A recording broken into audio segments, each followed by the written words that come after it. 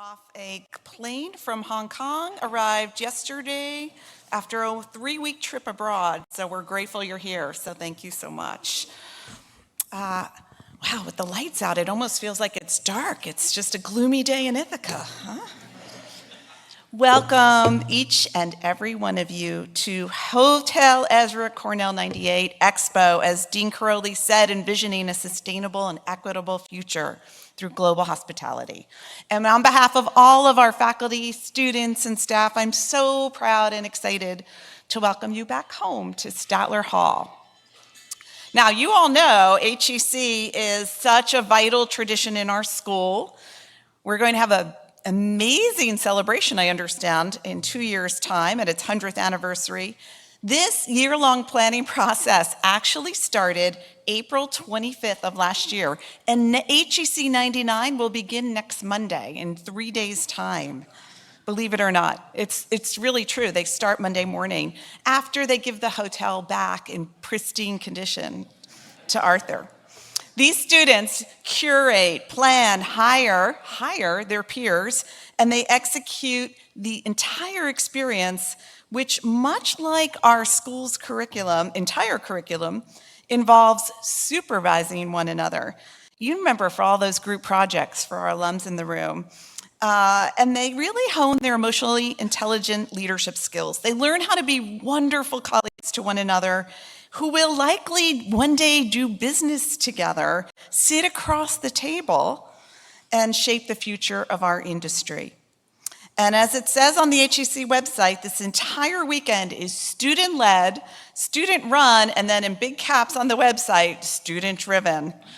Throughout the entire year, I've watched the board under the inspiring leadership of Lillian Pinheiro and some careful guidance from our faculty advisor, Heather Kolakowski, work with ingenuity, fun, support, and dare I say, calmness that has left me, in a word, awestruck. I went into one of their meetings and they were doing these really fun polls online on like the best ideas, and I was thinking, how do I copy that in my, in any teaching I do going forward? They're incredible. And over the next 2 days, you will experience what makes HEC such a remarkable experience, and our community, our school, such a special place. 300 hoteliers, or over 300 hoteliers. Their goal is for you to feel paid attention to, cared for, and welcomed. Really the essence of hospitality. And they will show you the power of connection, of restoration, of inspiration. Here is what the students have in store for you.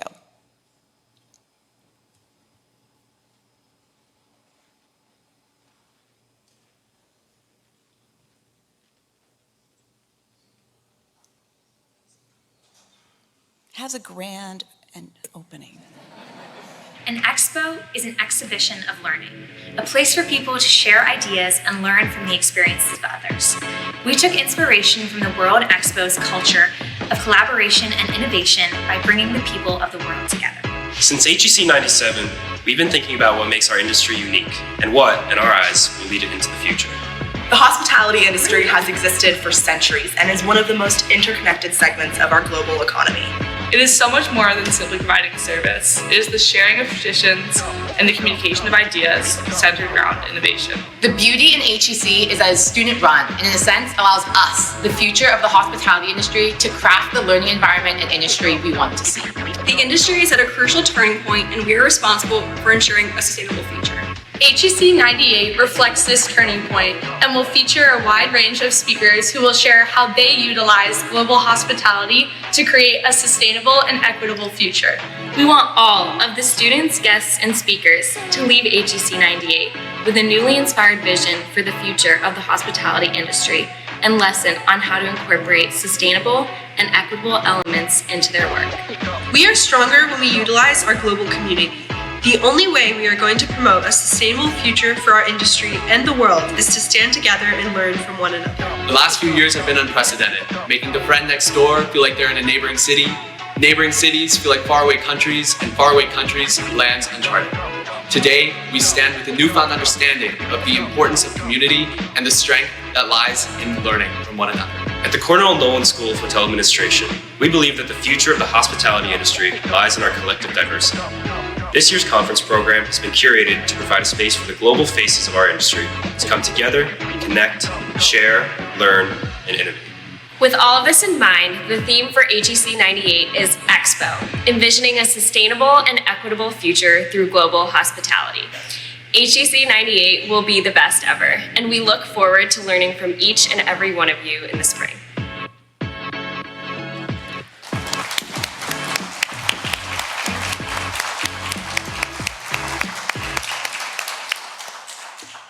The really good news is HEC 98, this experience, this celebration of our future is kicking off right now.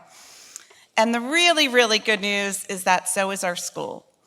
I am so proud to be a part of this community at this moment in our school's history as we officially begin our next 100 years of leading the way.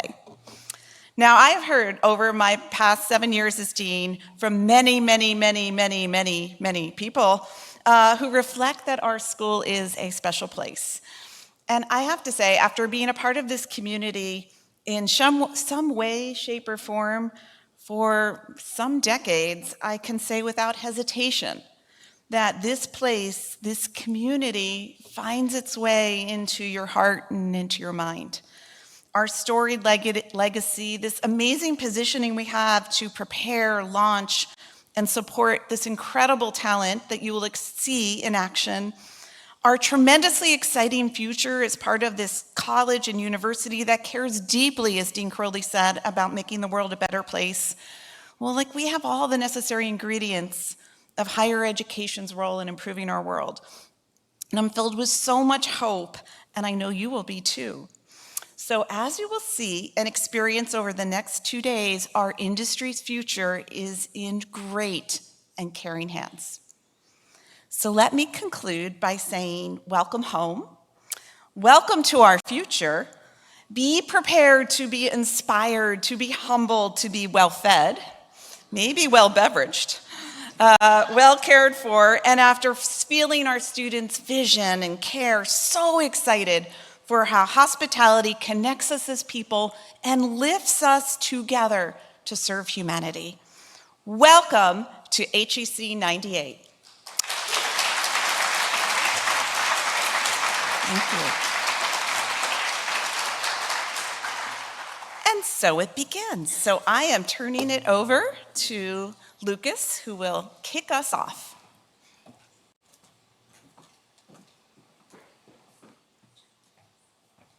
Wow, how is everyone doing? Yeah, fantastic.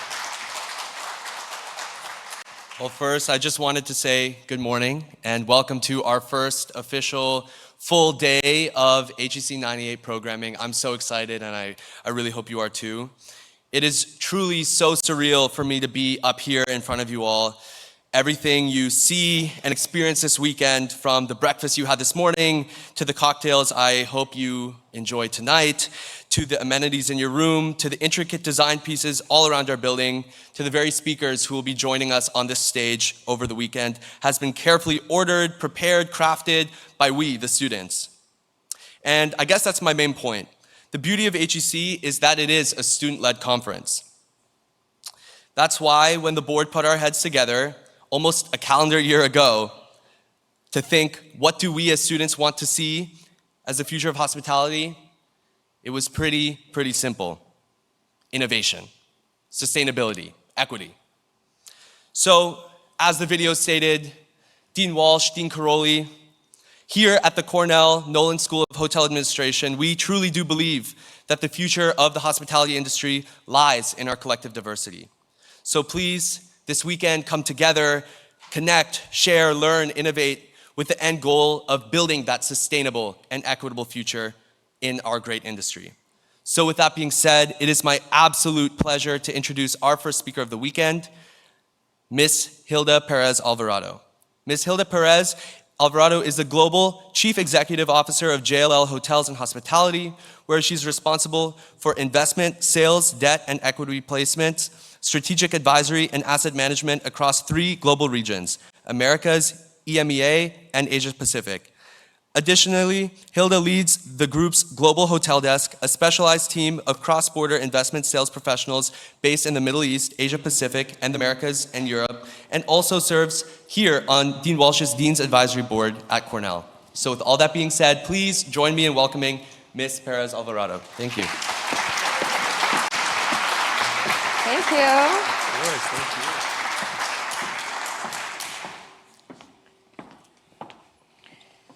Good morning. Well, thank you so much for coming. And I mean, I'm really personally excited by this event, and I'm sure everyone is as well. So I guess I just wanted to start off by asking, let's start about talking about the hospitality industry. So what do you see as the trends and opportunities that maybe have emerged post-pandemic? So before we go there, let me just thank you so much for having me here. It's an honor. And Dean, you said it, this is home. So every time I set foot in Sattler Hall, I'm home, okay? And if you could all see my heart right now, it's bigger than the size of this room. So thank you very much. What are we looking forward to? I just want to say something as well. I know we're so obsessed as humans about the future, but the future's now, okay? If we look at life is a collection of moments, and moments happen now. So let's enjoy the moment. Let's enjoy the weekend. Let's not wait to do something in the future. Just go ahead and do it now, okay? But you're absolutely right. The events that have happened since 2020, which by the way have been tremendous. Talk about everything possible, every possible situation, pandemic, war, generational transition, everything that you can think of, it's gone into the pressure cooker, closed the lid, and more. Okay, so I think the key takeaway as humans is that we're very resilient, actually, and that we can adapt. And what we've learned is we actually were forced by nature, I guess, to stop and think about the way we work, live, and play. And think about, when you stop, you can ask yourself, am I doing things the way I want to? Is there a different way of doing something? And so what we learned is that hospitality, by the way, is not just a hotel.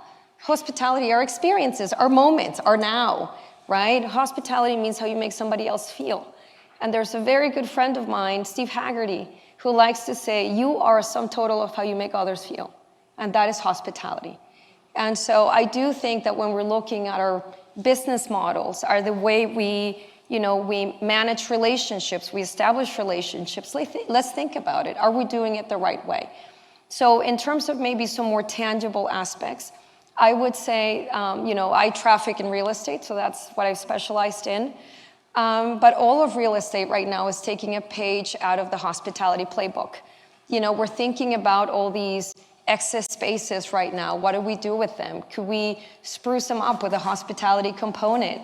We're working with clients around the world right now who are office occupiers, and they have a lot of vacancy. And the work dynamics team at JLL have come to the hotels team and said, hey, hotelies, can you help us out? And maybe, how are you thinking about this new space? And so, that flexibility, the importance of flex space, which is something that was heightened during, post-pandemic, et cetera, that's important. The other one, which is really interesting, also in the office sector, people are fighting with people not wanting to go back to work. And I don't know that it's not going back to work, and there's all these things that I don't agree with, you work from work. No, if you're working, regardless of where you're working, okay? And if they're not wanting to go back to the office, why is that? It's like, why aren't people staying at your hotel? Are you offering the right service? Do you have the right level of amenities? By the way, we have so much interruption during the day.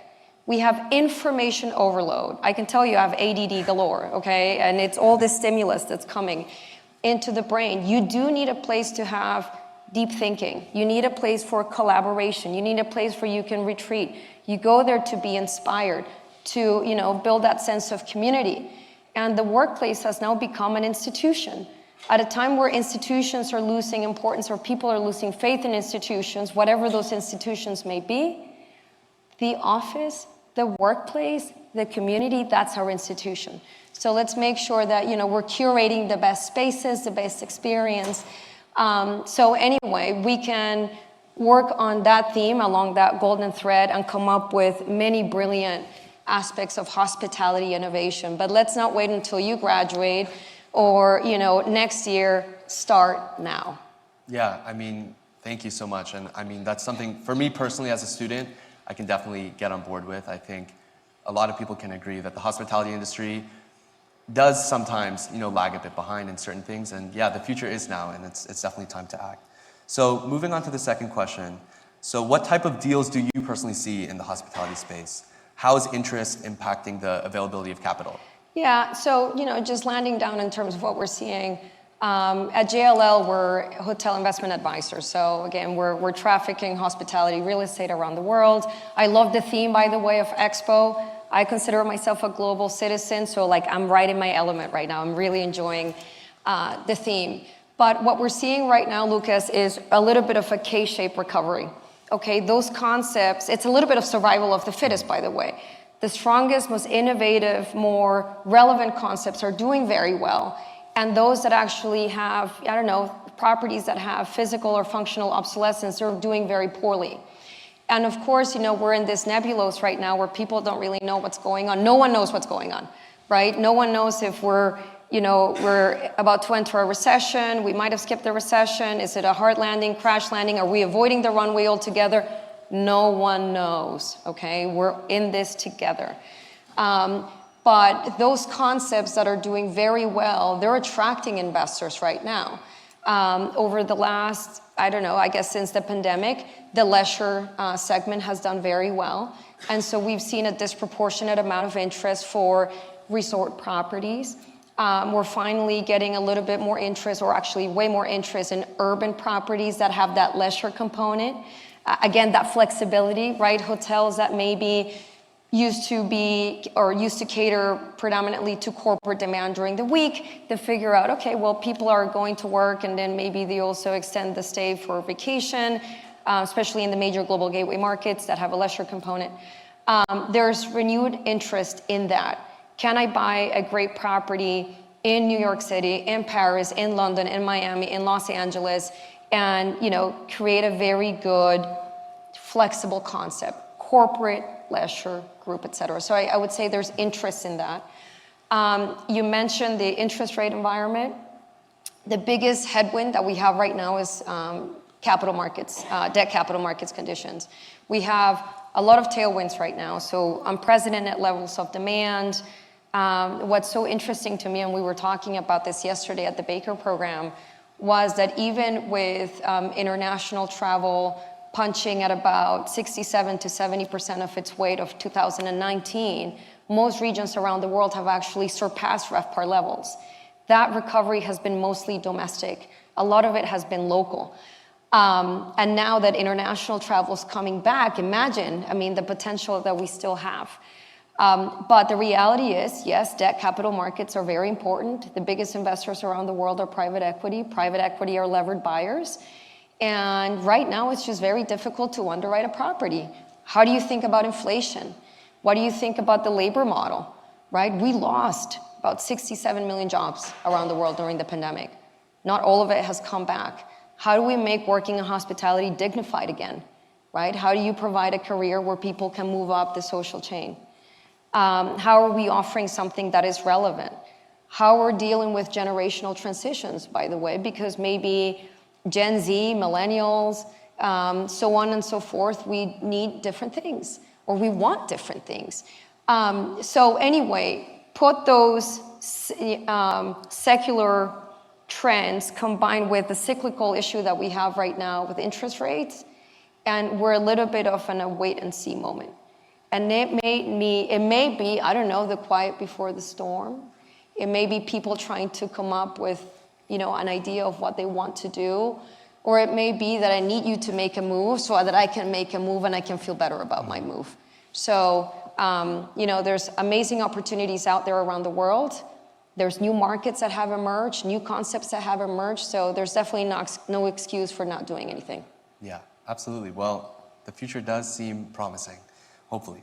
Yes. So, fingers crossed, guys. So what role would you say JLL plays in helping deals come together? So, I really like being an investment advisor broker because we get to see, it's awesome. We get to see the entire market. And working in the global team or managing the global team, the vantage point that we get is absolutely brilliant. I feel like I'm in the control tower of the world's biggest airport, and I know who's landing, taking off, out of commission in the hangar and just parked. And it's just beautiful. So the role that we play, we're matchmakers, we're deal makers. And it's not just about launching a property and hoping that you respond. That's very passive. And by the way, if that's the idea of brokerage, might as well just turn off the lights because AI is going to take over your job. All right? It's all about meeting with you on a regular basis. And, you tell me, Gilda, listen, this is more or less what I want to do. This is my idea, et cetera. And I come to you and I say, Lucas, I found the best deal for you.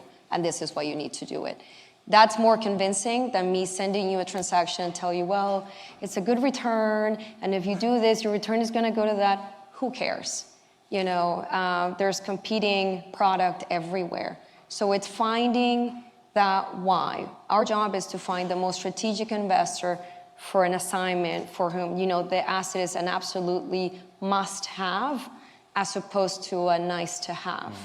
And the problem that we have right now in today's environment is that in the US in particular, because of all this interest rate situation, there's very little conviction on behalf of sellers and buyers. And so sellers are underwriting based on performance of 12 months ago, and buyers are thinking about the future 6, 12 months from now, and the reality is no one knows what's going on. And so if you're dealing with a nice to have asset, it's gonna give me a nice return, you're gonna stay paralyzed, as opposed to if you see a great opportunity and you're like, I absolutely need to have that property. Our job at JLL is to find the investor for whom they absolutely need to have that property. Awesome. So to transition into my next question, I know sustainability is something that we've preached a lot already this morning. So how is ESG and associated metrics impacting the hospitality industry firsthand, and how do you see this impact continuing moving forward? So we are one of the world's biggest industries, okay? We're an $8 trillion industry. We employ 1 out of every 10 people around the world. Hospitality and sustainability go hand in hand, okay? And from an ESG perspective, obviously environmentally, the built environment contributes 40% of, the carbon footprint around the world. Hotels were very wasteful, sadly. We're a 24/7 operation. We reinvent the wheel all the time. We have products that are not, sustainable. We contaminate quite a bit. So, I have to say, there's some amazing entrepreneurial actions being taken right now to think about the environmental impact, the carbon footprint that we're generating as a hotel owner. And by the way, as also a patron of the hotel, a guest of the hotel, right? So that's something. I would say on the social aspect, it's not about, if you're thinking about just hiring the most diverse workforce and you're basing diversity on the color of your skin or your gender, you're dead wrong. That's silly.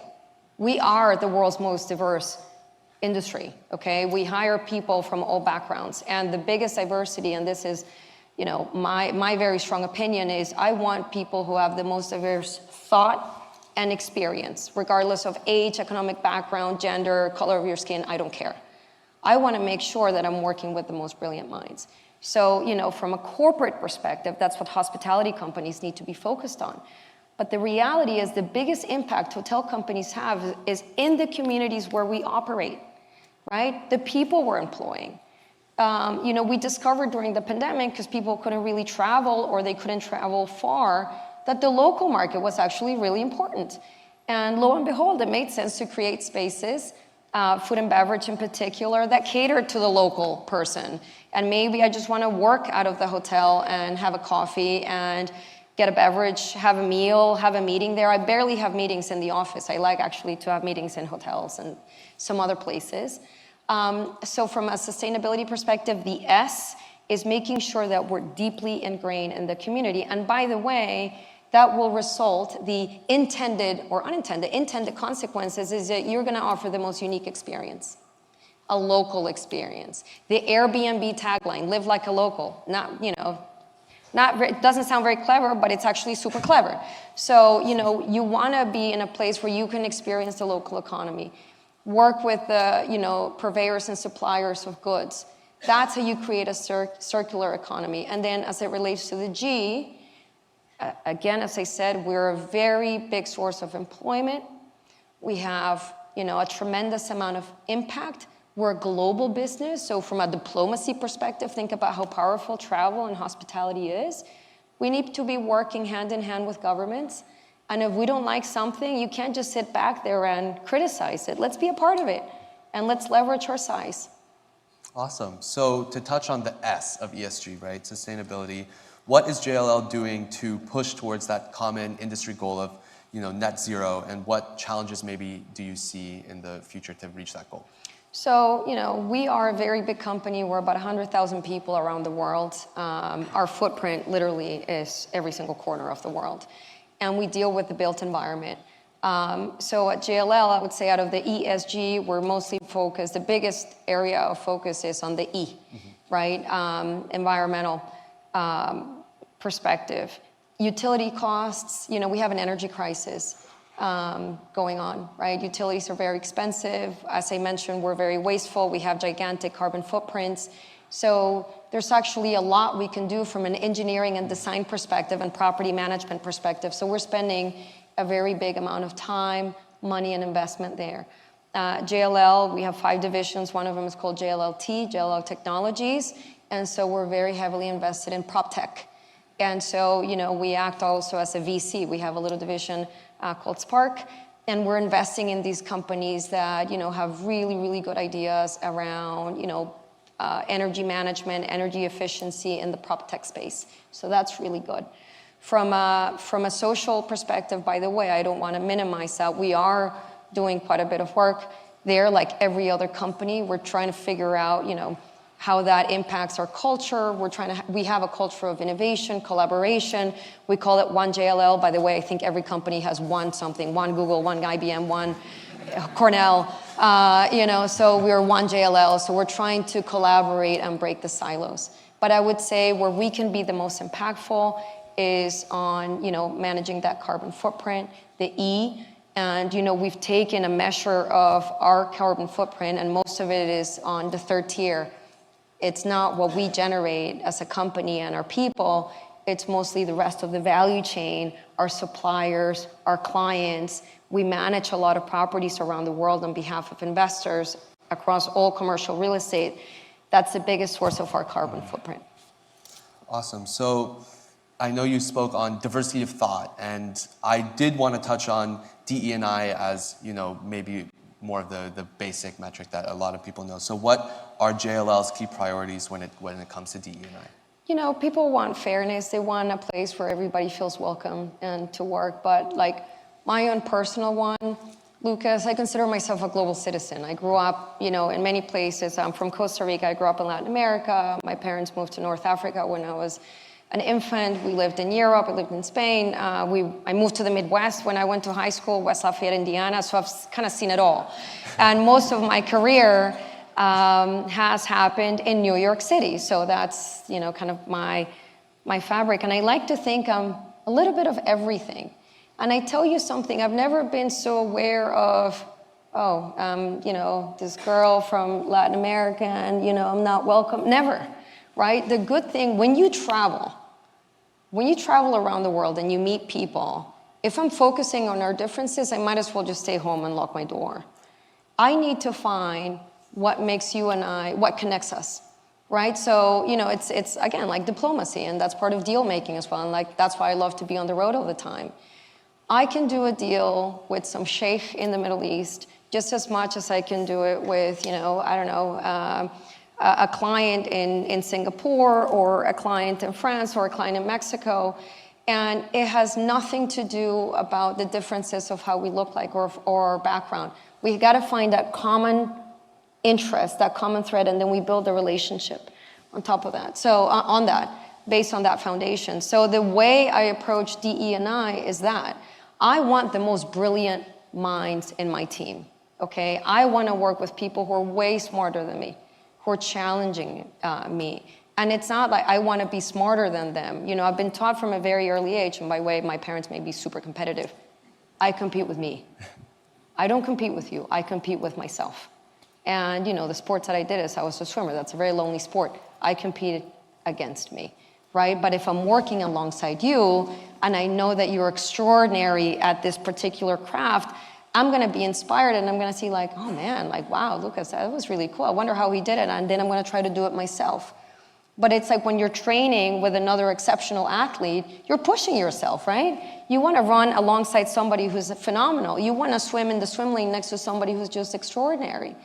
And so that is what I'm looking for in building a team. And by the way, when you're seeking the best brains with the best heart, because they're connected, by the way, you will, by default, get the most diverse team of people that you can imagine. As opposed to me saying, I need one of you, one of you, one of you, one of you. Okay, and then you figure it out. That is the wrong approach. Yeah, that's an answer that personally, on a personal level, I definitely really agree with. I, too, consider myself a global citizen growing up in Asia, Europe, here. And even now, being a part of HEC, right, as I mentioned, it is a student-led conference, and we are trusted with hiring our own teams, and we have to go through the same thought process, and that's something that I definitely thought is the diversity of thought, right? We are all united, and I really think the way forward is to be speaking on shared experiences and not really the tokenization to say of, yeah, you, now we make this team. And by the way, learning how to disagree. Yeah, absolutely. That's normal. By the way, we'll have conflict all the time, but it's about doing it with respect, right? And if I give you an idea and you tell me, oh my God, Gilda, that's like the worst idea ever because of X, Y, Z, I'm not gonna get defensive about it. I'm gonna be like, oh yeah, why is that? And then you'll convince me, and then we'll come up with an even better idea, right? That's how collaboration needs to work. It's not about always hearing what you want to hear and not offending somebody. You're going to offend somebody if you're really rude, but if you're respectful, and again, our shared objective is to just be better, I think it's going to be absolutely just fine. No, absolutely. So completely pivoting now, I know very briefly you mentioned in a prior answer AI. So what, in your opinion, what role does AI and analytics play in shaping the innovation within JLL or commercial real estate or even the industry as a whole? Massive, okay? I personally am tech illiterate. I can only operate my iPhone and that's it. But I love technology. And those who don't like technology, I mean, the world, their view is the world is flat, okay? Technology is here to stay. The next gen or, the younger gens right now, they're tech natives, right? They live with that. So technology, what it's doing, it's accelerating change. And think about all the content that we create, right, on a daily basis and how that's growing exponentially and how that allows us to share ideas. So we are making a big investment in AI. Just to give you an example, JLL Inc., the entire company, we transact every working day, meaning Monday through Friday, $1.2 billion of real estate around the world. That's a lot of information. We know who's bidding, what they're bidding, where they're bidding. We can do global heat maps, basically. We know who the underbidder of that property was, and maybe we can put that individual in this other property, right? We know what investors are looking for, what properties are selling at a premium or a discount. That is amazing information, by the way, that we can share and we can leverage. So I think absolutely every company should be investing in managing and managing, harvesting data so that we can be better. But I think the biggest fear is that people think that machines are going to take over, and it's not true. You need the human element of it. You need to read the body language. You need to feel that energy. You need to inspire others, right? But AI, it's an amazing tool, and everybody should be investing in it the right way, right? Yeah, I mean, I know even in school now, big scandal using AI in school, but there's definitely a correct way to use it, and I know that can be applied in education, but also all the way through all elements. But also, I think the problem is we're always so focused on what can go wrong, and what can go wrong, it's like we're shifting 90% of the resources to focus on 10% of the problem. I'm not suggesting ignoring it. Okay, this is wrong, this is why it's wrong, let's try to fix it. But we should be focused on what's going really right? And trying to build on that, right? So if we're only living in fear of what could go wrong, then forget it. Absolutely. So with that being said, AI, exciting. What excites you the most about our industry? Everything, people. Fair? I love it. Listen, I know you're saying like HEC is a student-led organization. Everybody in this room is a student. You know, everybody, we're all students. We never stop learning. So for me, what excites me is I want to learn. I'm a big nerd, by the way, gigantic geek. And, you know, I get excited about learning, about getting inspired, about meeting people. I love to meet people. I love to hear their stories.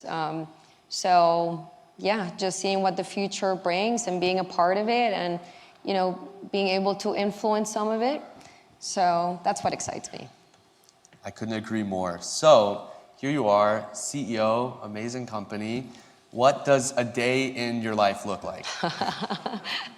It depends, but it's usually very busy. I don't know, I wake up super early and I try to get ready as fast as possible, and then I get on the phone with my team in Asia and my team in the Middle East. Then, you know, if I'm home, then my daughter wakes up, and then I try to be mom for, you know, get her ready, etc. Sometimes I'll be on a phone call and so be with her, do her hair, etc. Drop her off in school. I'll be in my iPad, which has perfect internet connection in the car. I'll be on a call. And then I'm on calls all day till my daughter gets home, and then I'll play with her until she goes to sleep, and then I'll get back to work. So it's working all the time, but to be honest, I travel most of the time. And that's the beautiful part of my work is my team, the people I work with. So it's great. I'll fly into Dubai, and it's like I get parachuted, and then the team comes there, and it's amazing. And it's so refreshing to be with the team in Dubai and seeing how they're thinking about an idea. And by the way, there's not all this readily available information like we have in the US and parts of Europe. So they're very entrepreneurial, and they're very young. And so for me, that's very inspirational. And sometimes I actually find that the 30-year-old in our Dubai office has done maybe 10 or 20 times more relevant work than maybe somebody in a more hierarchical office like, say, New York. So I try to cross-pollinate the two. Same thing when I'm traveling in Asia, in Europe, etc. So that's my favorite part of the job. Most of the time, that's what I'm doing. I'm traveling, I'm meeting my team, I'm meeting with clients. I think travel is something that a lot of people in this room hopefully have in common, the passion for travel. Kind of a fun question. Do you have a favorite place you've ever been? Home. Home? Fair. So, again, pivoting, I think everyone here, me as a student, I think failure is definitely a really big benefit in many ways, something that we can learn from. So, if you wouldn't mind, when is some time in your life that maybe you failed, something didn't go as planned, and what was the lesson you learned from that? Oh my God, all the time. I don't know, so just some very punctual ones. When I moved to Madrid, 2008, I arrived in Madrid September 15th, 2008. That's the day Lehman Brothers crashed. And we had a very specific business plan for doing hotel financing. And there was no financing, so we came up with a business line, silly name, BRS, Business Recovery Services, so that we could align ourselves with the banks who were receiving the keys. We would look to manage the property, asset manage the property, and then prep it for a sale. So that was a very good lesson learned for me in terms of, okay, so business plan is no longer viable. Instead of just ripping it off and letting it go with the wind, just thinking, okay, what areas of the plan can we grab and what can we build upon? I would say the biggest personal and professional challenge of my career happened in late 19, early 2020. So JLL had just merged with a very big company called HFF. The cultural merger of the firms was really hard, right? The financial bit, easy. And, again, people underestimate the cultural aspect of any merger or any transaction. So that was very difficult. I had just assumed the role of America's CEO at the time. So I was learning there, and my style of management is very different to that of my predecessors. And it was not very well received by some, not by everybody, but I'll give you an example. I went into the first boardroom meeting and I said, what do you think about this? And it was a very humbling just an honest moment. What do you think we should do? And what came back to me was, wow, weak leader. She doesn't know what she's doing. This is terrible. This is the bad choice. Why is she in the seat? By, a couple of people. And that made me really sad, very upset. And Lucas, don't get me wrong. I always know what I want to do. But I also want to know what you think. And, make sure that I have as many people from the constituency supporting that plan. So it takes longer. But guess what? When we all come up with a plan and we poke holes at it and we're, coming up with a better plan, that becomes not my plan. That becomes our plan. Now it's easier to, to steer the ship, to maneuver in very difficult market conditions, right? That's easier than me telling you what to do and you not coming up to me if there's a mistake because of fear of rejection or failure or me telling you that's like the dumbest thing I've ever heard. So that's not my style of leadership. So that was a very interesting moment as well. Then I became a mom right after that, and that was the most beautiful, the hardest, the everythingest emotion you can think of. It was brutal, brutally beautiful, brutally difficult. And that was a very big challenge. And I didn't appreciate what working parents go through. When talking about just representation and diversity of thought and background, just because, and I've said this before, just because I'm a woman, before I had a kid, I didn't know what being a mom or a working parent or a caregiver was like. It is hard work. It is really difficult. And you know what? When we had to downsize a few months after that because of the pandemic, oh, trust me, I was crushed that we had to make some very difficult decisions of parents for whom they were the only breadwinner in the house. That made me human. That was hard. And then COVID happened. And, and I had a difficult post-childbirth. I got really sick. I almost, it was difficult. It was the first time of my life I was afraid because I didn't think I was going to make it. And I was very afraid that I had brought in this little soul in what seemed to be the darkest hour we've ever lived in. And so that was really hard. And so imagine emotionally, hormones were out of control.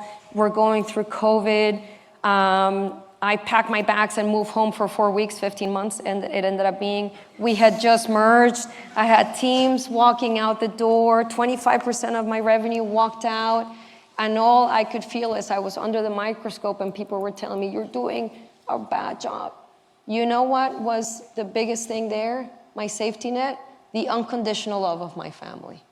And so I tell you, whether it's your given family or your chosen family, everybody needs unconditional love. That safety net where they'll embrace you and they'll be like, it's all right, it's gonna be fine. And maybe you don't get the solutions, but me knowing that I was gonna be all right, that got me through it. And by the way, Lucas, after that time, bring it on. That was so hard. That was so hard. And I think another bit that it is important is I've always been, fairly self-confident, but I didn't become as confident as I was when I became a mom because, my God, being a woman is tough, but we are so strong.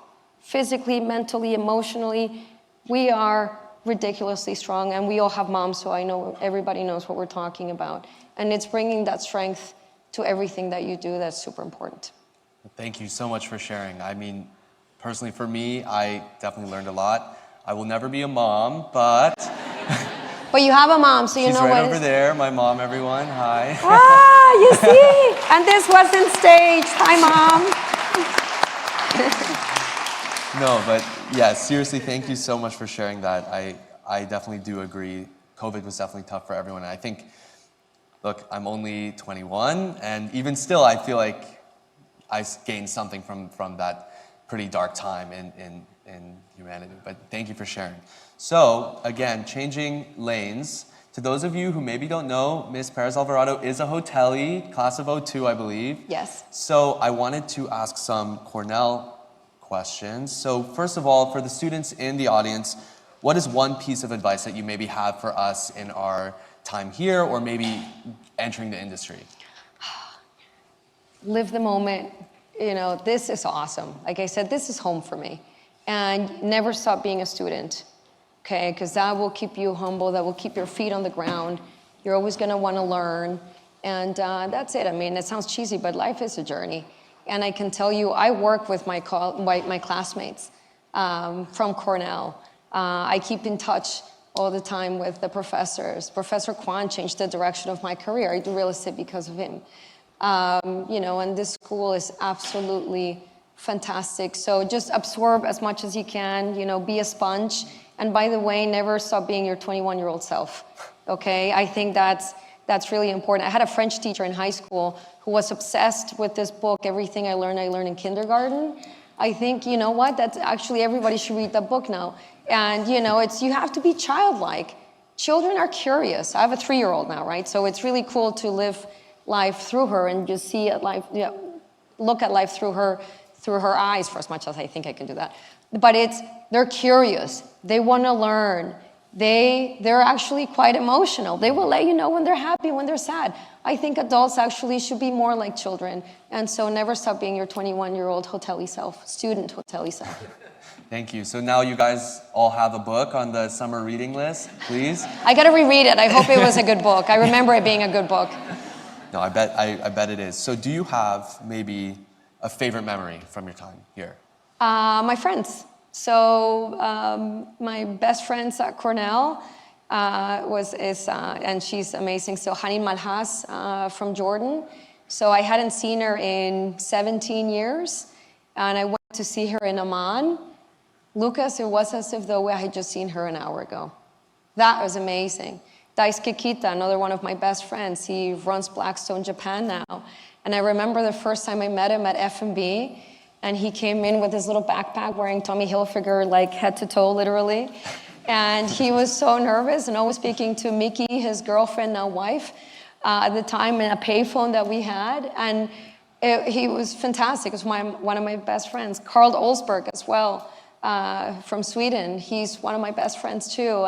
And so it was this very eclectic group of people. We were like the international people who were always outside Statler Hall with their long trench coats trying to look cool. And Linda Shu, John Selman, all of these, my friends, I love them. And even if we haven't seen each other, by the way, the beauty about them is everybody's a very low maintenance friend.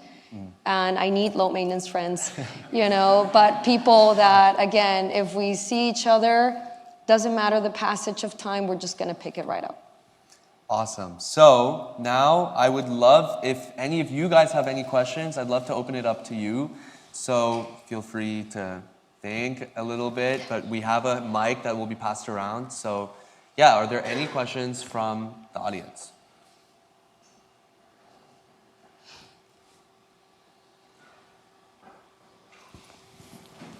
Hi, Gilda. Janelle Johnson from PwC. So I understand you started your career at PwC. My question for you is, what would you have done differently in your path to getting to the role you're in now at JLL? I think it's going to sound very pretentious, Janelle. Thank you so much for the question, but my answer is nothing. Everything that I have done has taken me to where I am right now. I've had 2 jobs my entire career. One was PwC and the other one is JLL. And I remember when I was in the process of leaving PwC, and I felt quite sad, and I was disappointed. It's a little bit combination of like boyfriend troubles and work and not making sure that I was doing the right thing. And I loved the world of consulting because I learned a ton. But I knew that I didn't want to do that going forward, and I didn't know exactly what I wanted to do. So it was a very confusing time, but it was very sad. And I was focused on things that had gone wrong, that 10% that I discussed, as opposed to the 90% of everything that had gone right. And we're going to go back to another book. So I was reading The Art of Happiness by the Dalai Lama, and I know it's a bit controversial right now, the Dalai Lama. But anyway, back then it wasn't.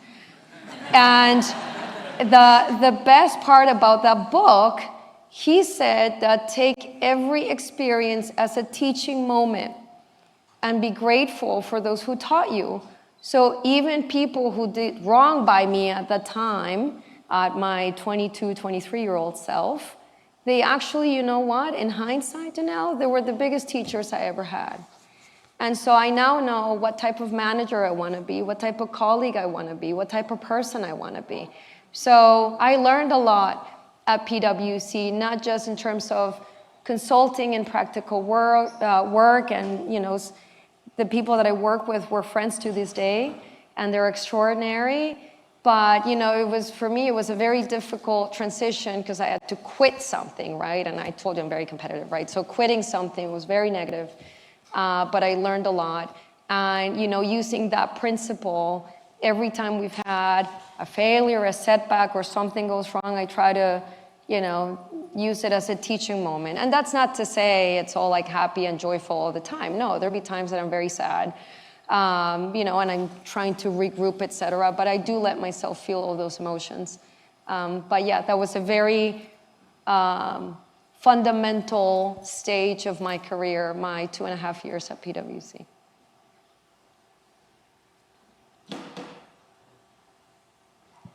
Hello, my name is Michelle Sarkeesian. I'm with the Venture Capital. Everything you've said is so refreshing. It's so nice to hear your description of DE&I and ESG and looking for the best, not for a number or anything else.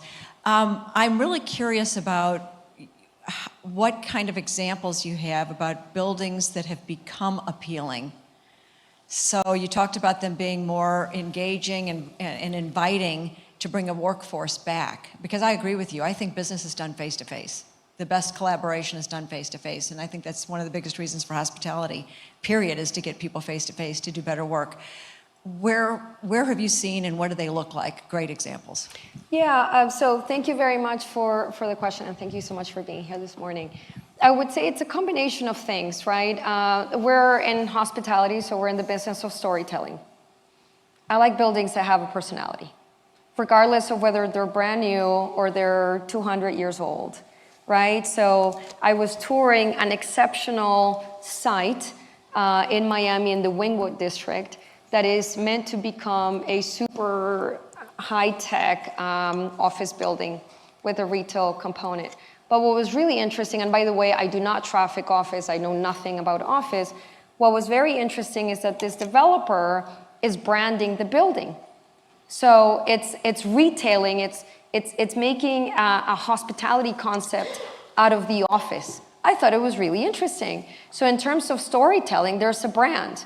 And that's how he wants to attract tenants, and Google maybe looking to go into it. And so he designed it in a way that there's a theme to it, there's a story, there's a branding element to it. So I thought that was really brilliant. And that's, by the way, that will be a brand new building.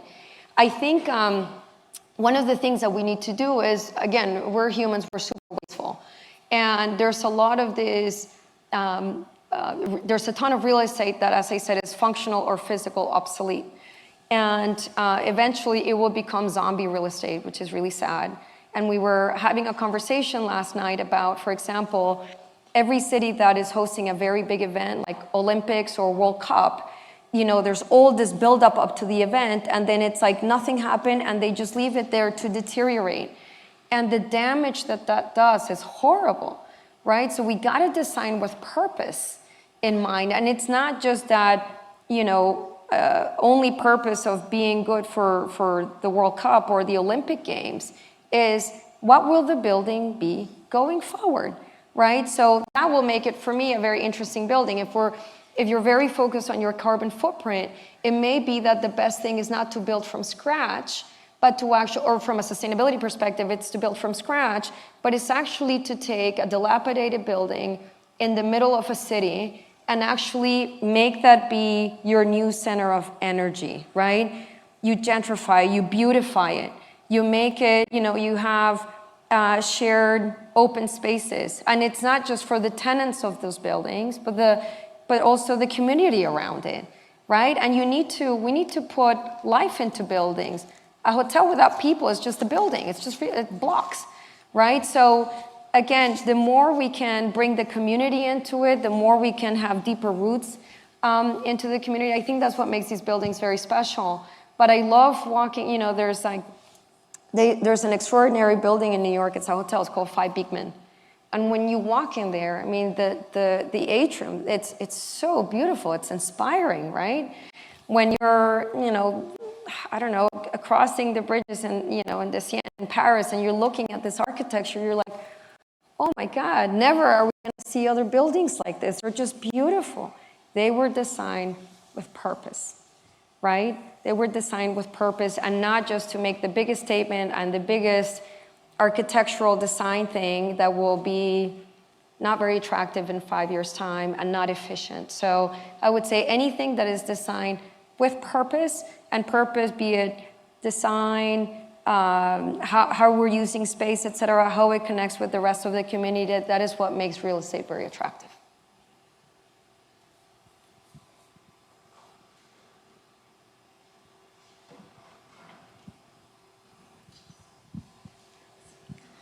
Hi, my name's Mindy. I'm actually with White Desert Antarctica. I'm speaking tomorrow, and it's been a pleasure to listen to you today. Thank you so much.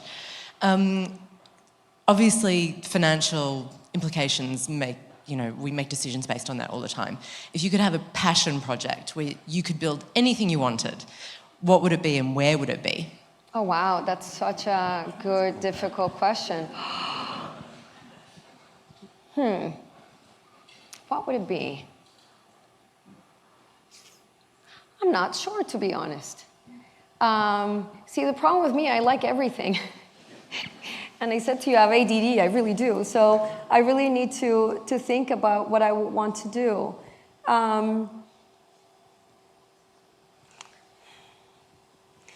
Probably something in an urban city center. Actually, no, I don't know. I have no idea. I don't know. Can I get back to you on that question? I want to be very thoughtful. Yeah, it would be collective thinking. I'll do it with Lucas in terms of our next most innovative hospitality concept that is not a hotel, that will be, very ingrained with the community without all being all this like greenwashing marketing stuff, just something a little bit more meaningful. My daughter who's 3, she loves interactive buildings, and we went to this really cool museum-like place in the design district in Miami, and it was a warehouse. Maybe this was what I would do actually. So it was a warehouse. It was almost like a hangar, and there was they were having a Kusama exhibit, and she's one of my favorite artists, and it was all very interactive. So the floor was interactive, the walls were interactive, the ceiling was interactive. And so maybe something like that where you can experience the building, maybe something along those lines. And my favorite part of that exhibition, which is really cool, by the way, it was this room. It was probably the size of, well, there were 2, but I'll tell you one. So it was the size of this room. It was all, everything was dark, it was black, and they had all of these light bulbs hanging from the ceiling. They were quite big, they were like this, they were spheres. And you were meant to just sit there and take the space. And the lights went off, the light bulbs started going, and they were beating, and it was heartbeats, right? But what was really cool is if I were to put my hand under the light bulb, everybody could hear my heartbeat at the time. And I thought that was so cool. So if I could do something like that, an experiential something or other as part of a hospitality concept, maybe that's what I would do. And my daughter, my 3-year-old, again, just being a kid, she loved it. And she wants to go there now every single day. So it'd be something like that that would appeal to all my senses.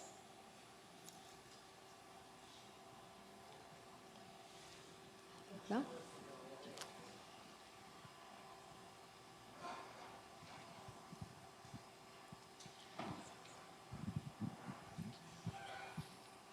Hi, thank you for taking your time today to talk to all of us. My name is Jacob Rotono. I am from Pebblebrook Hotel Trust.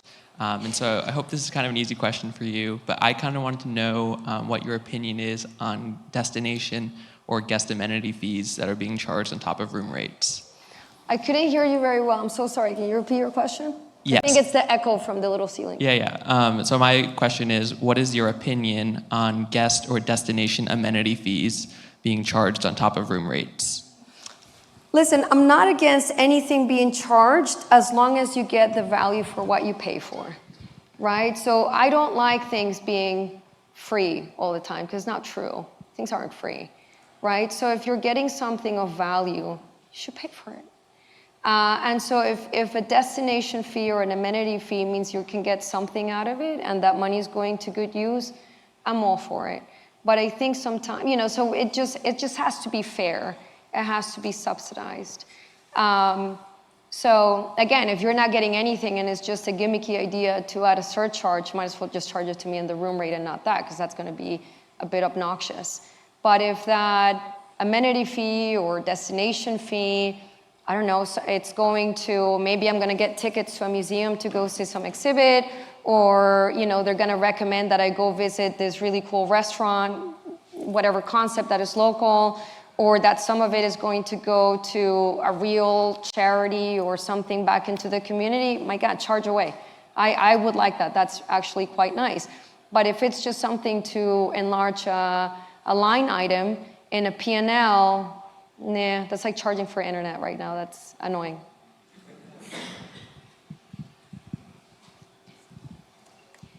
Hey, Gilda. Hi. Hi. We work together, by We work the way. together, sorry. Trick question. All right, let's hear it.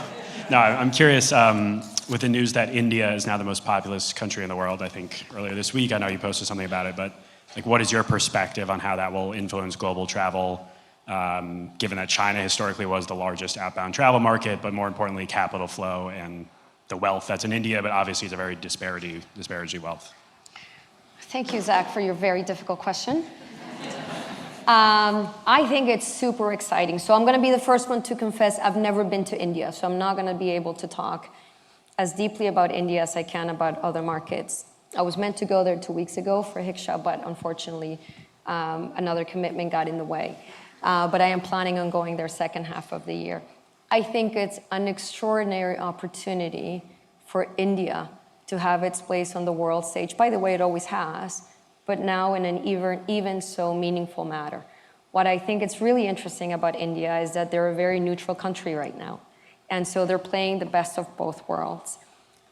India is very rich with culture, with people, with innovation. By the way, like every country, it has its issues that it has to deal with.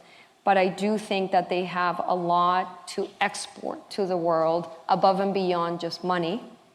But, in terms of that richness, that cultural richness, that's very interesting. And I think India has always had a very interesting or very well done marketing campaign of, beautiful India, discover India, et cetera. And so I'm sure there's a lot of people who are going to go there. In terms of, are we seeing, capital from India manifest this way in transactions? Yes, absolutely. We're working with some of the biggest fortunes in India right now who are looking to buy trophy real estate around the world. And for me, the most interesting bit is we're actually seeing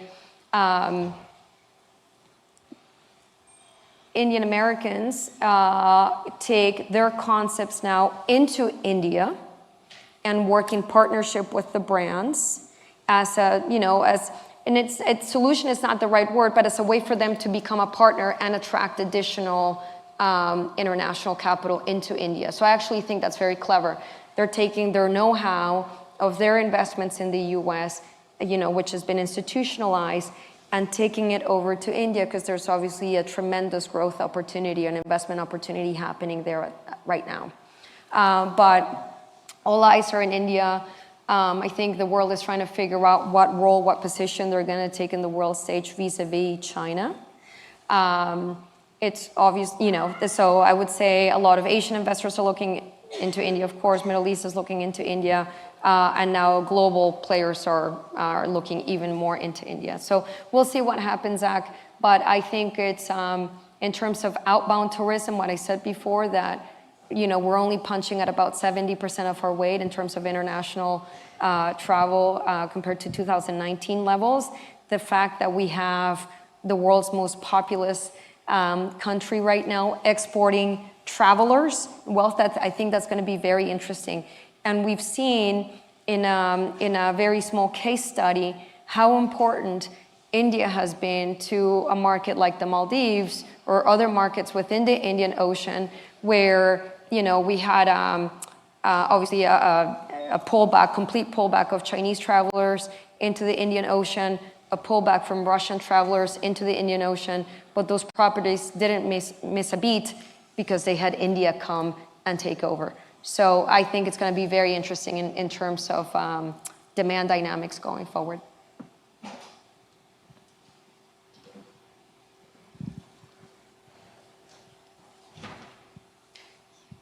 Hi, thank you so much for being here. I'm Alice, class of 2021, and I work for a sustainability nonprofit now. I just want to say I've truly admired you since you came and spoke in my real estate class 3 years ago. So thank you so much for being here. Super excited.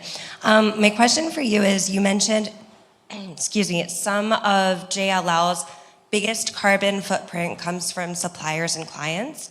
I'm wondering, is JLL able to influence these stakeholders in a way that promotes ESG?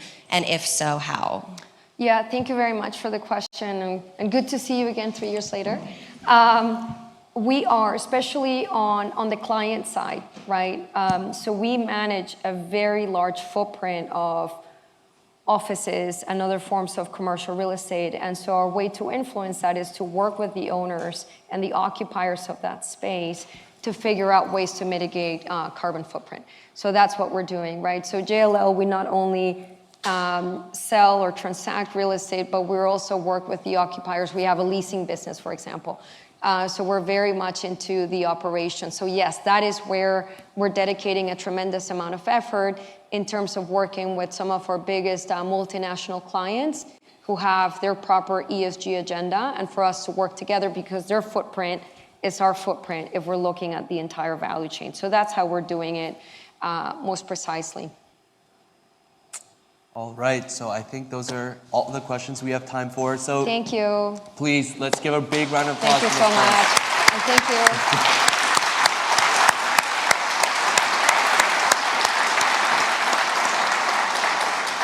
Thank you so much. And yeah, thank you guys. We have a networking breakout outside, and then your workshops, which you'll find on your name tag. We have the wine and the coffee ones running. Have a great time. It should be a lot of fun. Thank you. We'll see you later. Thank you.